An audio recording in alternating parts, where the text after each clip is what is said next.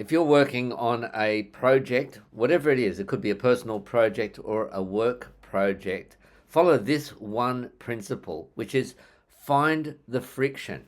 You see, when we have got a project, we want things to flow. And what happens is that as things flow, we get to a new point and then we realize I need some information. Simple example, I had to make an insurance claim for some storm damage to our house.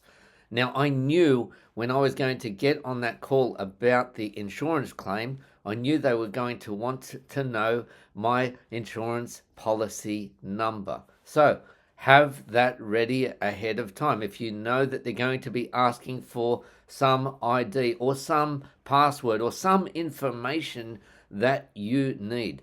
So, principle is this: first, find the friction, find the point where the flow stops, and then find the dependencies. What is it? What information do I need? What things, what skills do I need to have? What tools do I need to have ready so that when I get to that point where I'm going to hit some friction, I've got everything else ready?